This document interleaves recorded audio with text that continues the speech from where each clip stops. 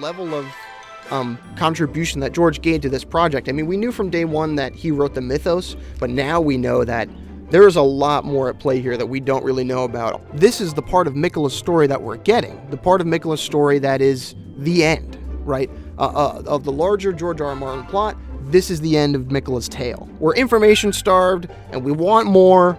We want more George. So I think it's time to get us some.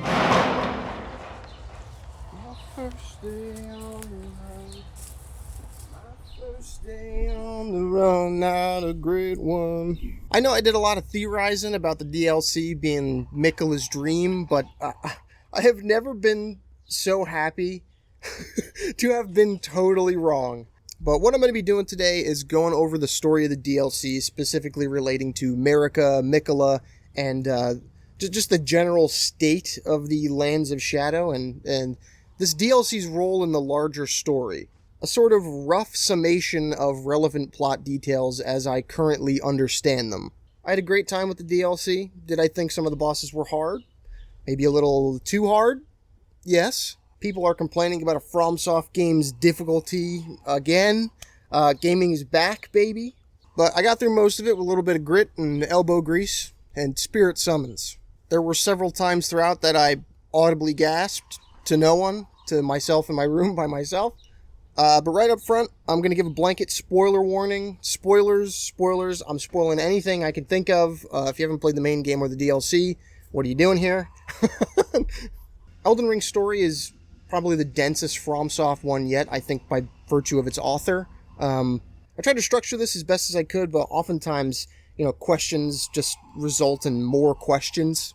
I also tried not to watch any breakdowns by any lore YouTubers I like, mostly because I wanted my own take on the plot to be organic. I don't want the story, outright explained to me. The fun, to me, in these games is in the digging. I like combing through item descriptions and looking for stuff. I did do a little bit of browsing in the lore subreddits, though. Couldn't help myself there. It does help to get an outside perspective to inform your own view on these stories, because sometimes people just notice things that you didn't notice. So, I'm just making inferences here. Alright, so I guess without further ado, let's get right into it. I'm going to start with Marika, the Gate of Divinity, and the current state of the Lands of Shadow. Okay, so it's the earliest days of the setting. The Lands Between is a magical fantasy place. The civilizations of Ull, Rao, the Giants, and some others exist. The ancient dragon lords have had their heyday with the help of the primordial crucible. At some point, the Greater Will sends Metyr the Finger Mother to ground to begin birthing fingers as emissaries and conduits for communication. But Metyr's arrival has to be very early in terms of the setting's total lifespan. The Finger Ruins have this air of forgotten religious symbolism to them. Like a prehistoric race of people had a primal religious system that the people in the current era have no history of. Like a finger-based Stonehenge, or more fitting, the monolith from 2001. But Metyr communes with the Greater Will and learns that it must serve Marika as the god of the Golden Order. I'm not sure when this appears in the timeline, but I just want to throw it in there. We know this from the hammer that you get by defeating Metyr. Skill performed as a violent bow using the finger's foremost protrusion. Resentment builds as it is forced to bow, making it explode with anger. Hold button down to further increase resentment. Now, that skill is called Cow Tower's Resentment, and a Cow Tower is... Cow Tower? I don't know how to pronounce it.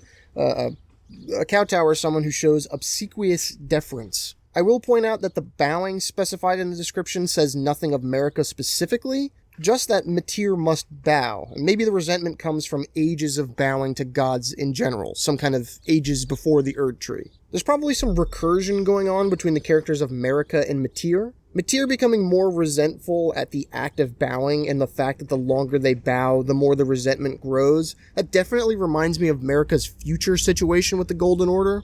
I also think Metyr's characterization as a motherly character isn't a mistake. Again, not super important, just interesting. It's unclear how the two got to linking up, but I'm willing to bet it has something to do with the proximity of Marika's hometown and the nearby Finger Ruins of Dio. The truly messed up part is that I think the arrival and meddling of forces beyond human comprehension may be the most readily understandable part of the DLC.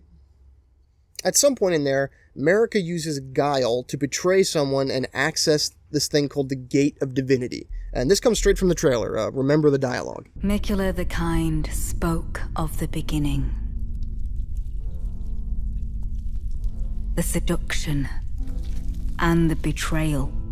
As we had a shot of Marika pulling golden threads from someone's corpse.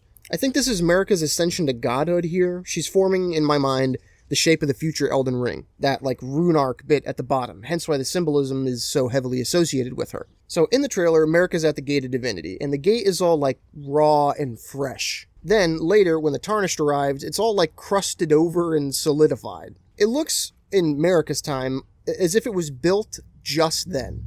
It just doesn't seem like a structure that had already been there. Sorry, I'm gonna do it, but I'm gonna bring up A Song of Ice and Fire. Magic in Asswife is always portrayed as being driven by violence and sacrifice. It's brutal, brutal stuff. And that's, by George's account, a low fantasy setting. How would George R.R. Martin portray the birth of a god? What would a person have to do to ascend to divinity in his kind of story? It would be an orgy of violence, which is what is pictured here. The secret right scroll you find in the specimen storage describes the process for ascending to godhood. A lord will usher in a god's return, and the lord's soul will require a vessel. Now, clearly we're talking about the godhood candidate returning from whatever's on the other side of the Gate of Divinity. But the wording is very clear. A lord and a god, two distinct entities required to ascend. If this is how it worked for Miquella, this is probably how it worked for Marika. Okay, if the secret rite requires a vessel for the Lord's soul to return into, why didn't Marika have one? There's no vessel pictured in the trailer. There's no other body waiting there for the Lord's soul to return into. This might be a nitpick on my part or me reading too far into things, but I'm going to keep talking because it's fun. Maybe she didn't know at the time. Maybe she didn't know she needed a vessel for a consort, or at the very least couldn't find one of sufficient quality. We know Miquella had a little bit of trouble with that himself. Maybe that's why we have Marika Radagon. It might have been a mistake through some kind of weird circumstance. The only vessel of sufficient quality that was close enough for Radagon's soul to return from the ether, assuming that's where it was Marika, the only vessel of sufficient quality. So yeah, I do subscribe to the belief that Radagon was already present from a very early part of the story. This is further reinforced by the fact that Mesmer is an M-name child with a tragic magical affliction in the same vein as Miquella and Melania. Plus, he has a butterfly. It also seems like Mesmer was Marika's eldest child and was probably present for much of the events early in the setting, given his willingness to take part in the crusade. It seems like it's personal for him too. And again, big up George. People in his stories don't have powerful, magical things happen to them without some kind of price being paid. This would be a good monkey's paw moment. Yeah, Marika became a god as intended, but she has to share her body for all of time with a distinct personality who has his own wants and desires. Another self that would eventually lead to Marika's hatred of her own existence and the collapse of her order. Now, that was my raw interpretation of things, but as I was writing this, I found a post by the user Tremor of Forgery on the subreddit Elden Ring Lore Talk, in which they made a great point. You should really read the whole post, because it's not that long and it's really solid, but the gist of it is that the Hornsent were the dominant power in the era directly before the era of the Golden Order. They started the practice of jarifying people, especially the shamans of Marika's home village, as they seem to have some inherent golden grace about them. So they set up all this infrastructure and systemized the jar process, but to what end? Well, Tremor thinks this explains what the Gate of Divinity is. You have a culture built on the holiness of amalgamating beings into one, a crude way of paying deference to the Crucible, and it would also explain why the pillars below Enir Ilim are carved to resemble shriveled bodies becoming the structure. This order is literally built on corpses. Marika didn't create the gate, it was probably the Hornsent. Tremor goes on to say that Marika used the systematic slaughter of her people to her own ends, using the Gate of Divinity to ascend herself, stealing it away from the Hornsent and starting Mesmer's crusade as an act of ultimate vengeance. This also helps explain why the Omen Curse and horns are seen as impure in the current Golden Order. Marika must have instituted a belief system that demonizes the Crucible, given her past with an order that tormented her and her people when she was young. Good stuff. Again, kudos to Tremor of Forgery and Twitter user @7albi, who Tremor refers to a couple times in the post. Okay, now picture this.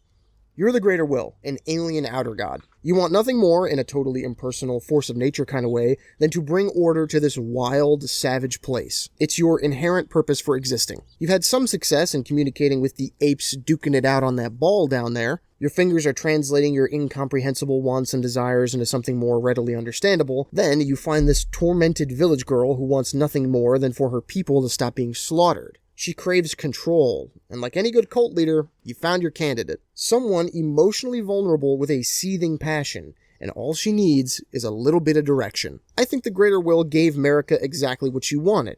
It whispered in her ear that she could have everything she desired so long as it did exactly what it wanted. Create edifices in its name, spread order to the lands between. It could have even been less explicit. Maybe Marika just so happened to further the Greater Will's design for the lands between. We might be dealing with some Zinchian levels of 5D chess here. And this kind of seems to be the classic modus operandi of most of the outer gods in the setting. Be stumbled upon by an unwitting mortal and then use them for your own unknowable Lovecraftian purpose. The Formless Mother did the same thing to Moog, and that's definitely what's going on with the Flame of Frenzy. I think that's what happened to Marika. Next thing of note, we know from Faramazula that whoever has the Elden Ring forms the shape of it, and we know from Marika sealing away death that whoever controls the Elden Ring determines the laws of the world. In that way, I think the symbology of the Elden Ring is also indicative of the characters who built it that way. Placidusax and his god's era were defined by being ancient, bestial, primordial, so their version of the Elden Ring forms this big mess of tangled roots for the roots of the world. It's also the whole idea behind adding new runes to the Elden Ring in most of the endings. What then does the current format of the Elden Ring say about Marika's age? Well, to start, there's these two protective parts at the top and bottom. I think this is sort of indicative of the burying of the past and the hopeful prevention of the future. Marika buried the past, subjugating or trying to destroy anything that could threaten their order, and Radagon wants to prevent any possible future from superseding them. They know what happened to the old orders. The side with the bigger stick wins, and they had some pretty big sticks. They defeated everything that came before and hoped to defeat anything that might come after. Age of Duskborn, Age of the Stars. It was the reason for them crushing those who live in death, and probably the reason for the war with Liurnia. They want to crush any threats to their reign, any differing ideologies. I think that's why the iconography associated with Marika is the upturned cross. We're inverting the Christ myth here. The Messiah figure of the Golden Order didn't absolve anyone's sin, she built a vengeful empire on top of the bodies of her mortal enemies, and crusaded the living hell out of anybody that had a belief system that might have threatened theirs. Okay, just to cover my ass, I don't want to do the typical armchair analyst thing and tie everything to Christian mythology without like a shred of evidence. George has an interest in examining the institution of religion. I think it's evident from his body of work, pretty much, very much so with Elden Ring and the DLC. But in case you don't believe me, I do always try to consider the question of religion, which I think is important because religion shapes societies and shapes cultures and shapes values. And even in our modern world, of course, we see conflicts all around the world being driven by religious disputes, even now. And of course, through history, the religious disputes are legion, and the millions of people who have died in the names of that it's appalling to think about. Okay, that's out of the way. Let's talk about the Holy Trinity, the middle portion of the current Elden Ring. This is an idea I've seen passed around a fair bit on the subreddit and in the community at large. But the best and briefest explanation of this concept I could find was by a user named Delta Blossom. So thanks to them, they say, my idea was that the Greater Will represents the Father, i.e. the transcendent divine concept that is so beyond our ken that it essentially cannot exist in our world except perhaps as the world itself. Marika represents the Son, i.e. the human element of creation, and the Elden Ring/Elden Beast represents the Holy Spirit, the mysterious force linking the Father and Son, through which the transcendent divine can become real in the mundane human world. I notice also that the symbol of Golden Order fundamentalism is 3 circles contained within a triangle. The triple rings and the triangle point pretty clearly at a Trinity concept. I do, however, think that Marika and Radagon would be part of the same part of the Trinity, representing humanity undifferentiated by gender, so it would make sense that the whole cosmic order gets out of whack when they're in conflict. They then go on to explain the more specific religious connotations of that imagery, but I'm just a schlubby guy in his backyard. I really don't think we need to go that deep into it. The funny part is that another guy said that Vaati should get eyes on this. I'm sorry. I'm not Vaati, but I suppose I'll have to do. Sorry. So, Father, Son, Holy Spirit. This on and on to the end of time. The meaning of this symbol explained. A deconstruction of the Christian Godhead. I could honestly keep talking about this for longer, with things like the demonizing of serpent imagery or the scholarly studies of the fundamentalists. But again, I think the point's been made. The two fingers and Marika get to work pacifying the heartlands of the Land of Shadow. Marika, and in my opinion Radagon, birth Mesmer and use him to lead their terrible crusade. We know this from Mesmer's armor set. On his mother's wishes, Mesmer made himself a symbol of fear, undertaking the cleansing crusade she desired. Direct thy maledictions, thine ire, and thy grief towards me alone. So Marika knows she can't be a symbol of fear. She wants her order to be built on different ideas from her enemies. Alternatively, it might have just been bad for PR, but she really wanted to genocide the Horn Scent. So she uses Mesmer as a scapegoat, and in the weirdest twist of all, a member of the Carrion royalty, R'hllana, decides this crusading stuff is for her. Maybe she just saw the horrible injustices of the Horn Scent society and wanted to crush it, Spaniards in the Mayan style. Okay, alright, listen, I know that real-world conflict was much more multifaceted and different than this. I'm not, don't come at me in the comments, I'm not condoning genocide, I'm just making a comparison here. Okay, so this is after the Liurnian War?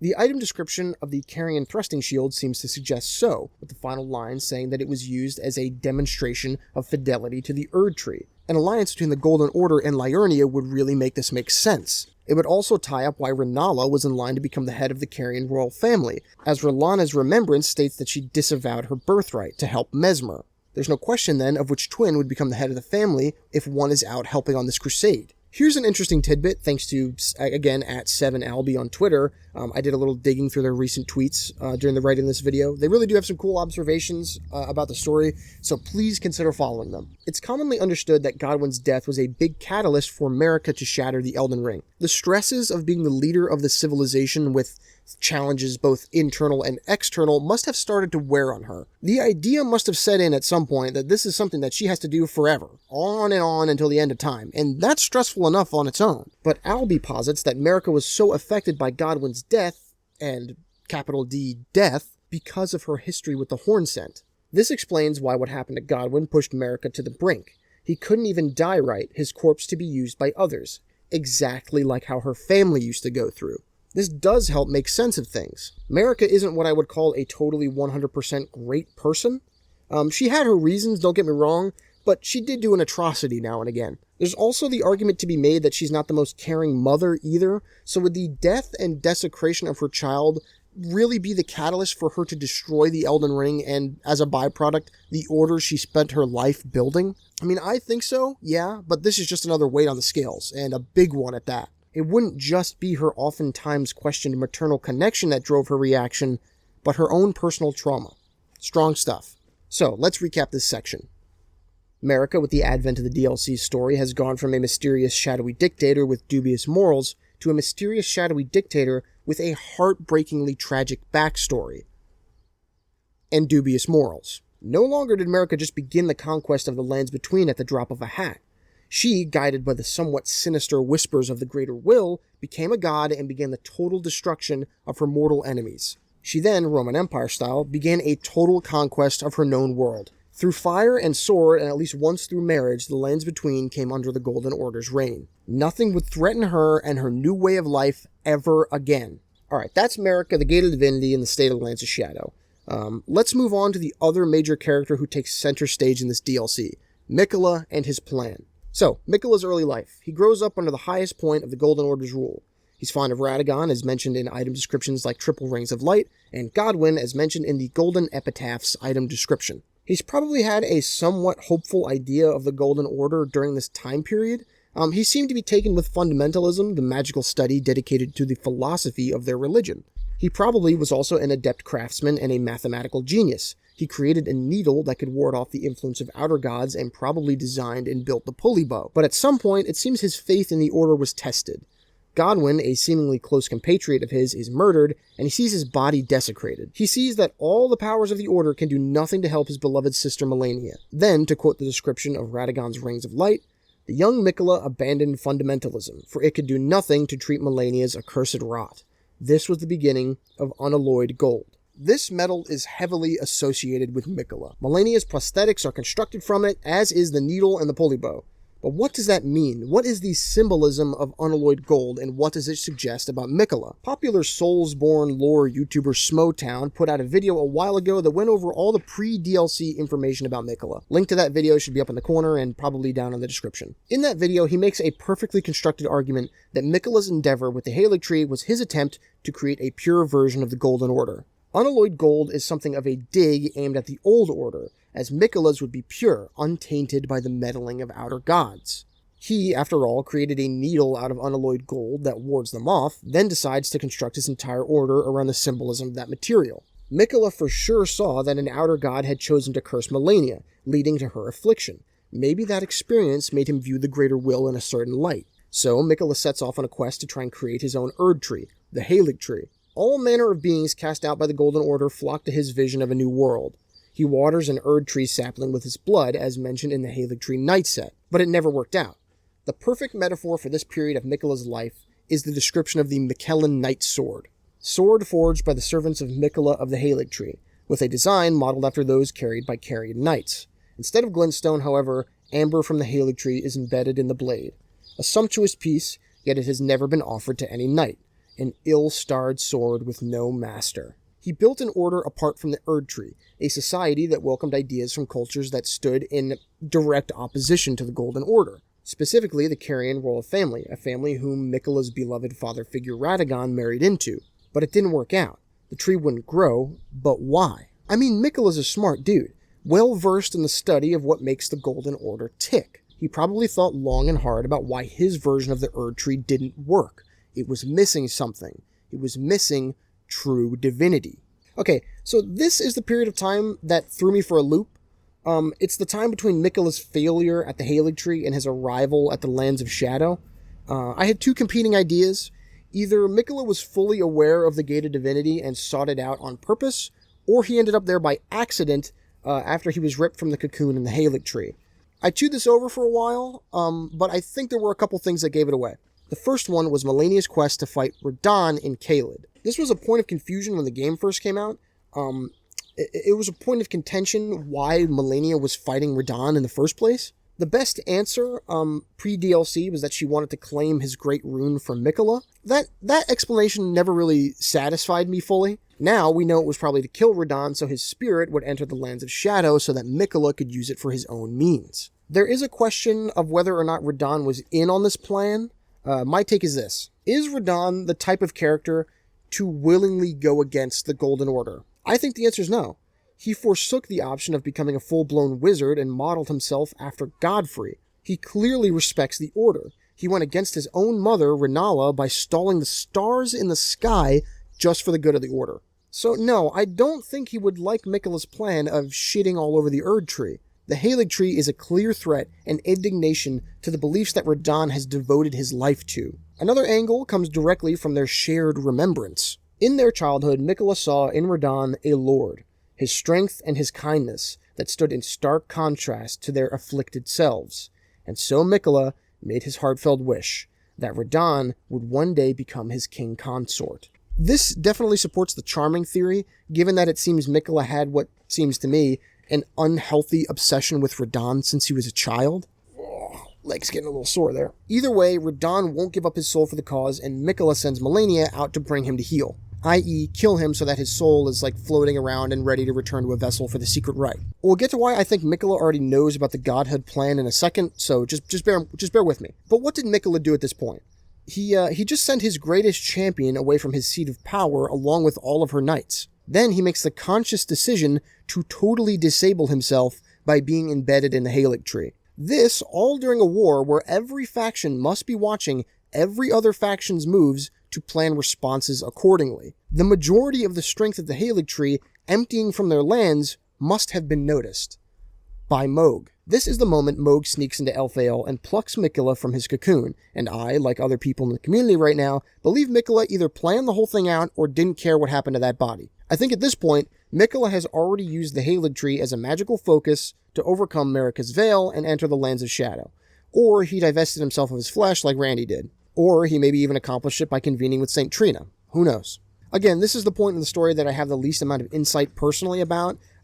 This is just what makes the most sense to me. God, I wanted evidence for this part so bad. You have no idea. And the worst part about it is somebody's probably going to put a video out that like either disproves 90% of what I'm saying here or yeah, that's about it. That's just the nature of the beast though. I'm fine with that. So Miquella ends up in the Lands of Shadow. In the outside world, maybe even unbeknownst to him, Malenia fails to best Radahn and is ferried back to the Haley Tree by Finley. Radahn's death is still accomplished, however, after the Radahn Festival. The reason I think Miquella knew about the secret rite of divinity is largely because he made sure to set up the scenario in which he would fulfill the requirements of the rite itself. A lordly consort's soul was free of its body, and after we slay Mohg, Miquella manages to snag his body somehow, so he's got the vessel. I'm still not too clear on that point, like how Miquella got Mohg's body, but the game just explicitly says it, so I'm not gonna, laboriously explain that point too much. He probably just, teleported it to himself or something. Maybe it has something to do with the fact that Mohg lived as a blood thing in his corpse. Maybe he made Mohg leave like a tack insert in there. Who is that joke for? Who's gonna get that? What's the crossover like between the COD, old OG COD community and the Elden Ring lore fandom? What a fucking waste of time. Another thing that makes me more assured that Miquella knew about the Gate of Divinity is the placement of Miquella's crosses throughout the map. They're mostly located in places that you absolutely need to go to in order to access Inir Ilim. He lands in the Gravesite Plains, stops by Belorat, but is halted by the Barrier of Thorns, turns back, and heads through Castle Ensis to access Skadu Altus. He presumably sneaks through Mesmer's Shadowkeep to access the Ruins of Rao, where I believe he waits for us to burn the Sealing Tree. He's not here to explore or sightsee. It looks like he's on a mission. The only outlier in this pattern are the two crosses on the way to St. Trina's resting place in the Stone Coffin Fissure. And I even think that's indicative of Miquella fulfilling his plan. Those two crosses tell us that Miquella abandons his doubt above ground before descending into the pit and abandoning his love. This paints a clear image of St. Trina whispering to Miquella that what he's doing is wrong and that he shouldn't go through with it. Act with compassion, don't do what you're going to do, which we're going to get to. But Miquella abandoning St. Trina seems like it aids his mission in two ways. On one hand, he can continue on his journey without that little voice in the back of his head telling him to stop, setting aside his conscience to do what he feels must be done.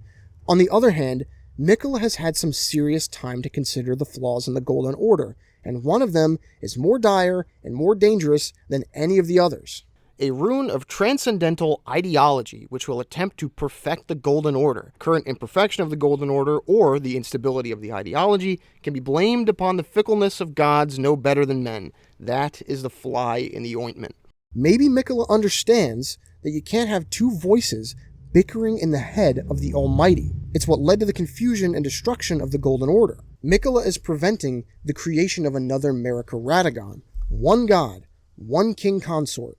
That's all there needs to be. Now that is a direct quote from the incantation Light of Miquella, which you can get after defeating him at the end of the DLC. So finally, we arrive at the fundamental question. If Miquella is trying to ascend to godhood, what would an order under him look like? I think to answer that, we need to examine Miquella's life and his relationship with his curse. Kudos to Reddit user MyFailsafe for this one. I'm not sure how I didn't make this connection, but Miquella has a curse. He's cursed, but it isn't just that he's eternally young. Debatably, that's not even a curse. It's that his plans never come to fruition. In the same way that his body can never mature, all of his endeavors can never see their end. This is never explicitly said anywhere in the item descriptions, but becomes painfully obvious when you consider Miquella's story as a whole. The unalloyed needle didn't stop the Outer God of Rot from influencing Malenia, it just delayed it, and she took it out anyway. The Haley Tree didn't grow because it was missing a truly divine god's influence, but it also fulfills his curse. Even his master plan of becoming a god without the help of the Greater Will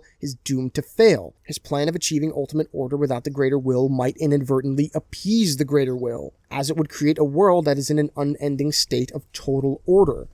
That would be the case if it were ever achieved, because at the end of the day, we rock up and stop him from ever doing that. It's a Gurm prophecy. God, this guy, he just can't help himself, can he? For the uninitiated, prophecies in A Song of Ice and Fire are never fulfilled in the way the characters think that they will be fulfilled. For example, there's a great big prophecy in all of these stories. It goes by many names, but for my purposes, I'll call it The Prince That Was Promised, or Azor Ahai. Basically, the prophecy says that in a period of ultimate strife, a great hero will appear and deliver the world from darkness. There's many qualifiers, like he must wield a flaming sword, or that he'll be born beneath a bleeding star, on and on like that. Many characters either think they are the prince that was promised, or that another character is the prince that was promised, and that whatever conflict that they're engaged in must be this great darkness. They do terrible things to try and achieve that prophecy, but ultimately, they're just not the guy. Man, how would you even begin to explain, like, Dany's 3 mounts in, like, the space of a paragraph? I mean, I'm not going to, but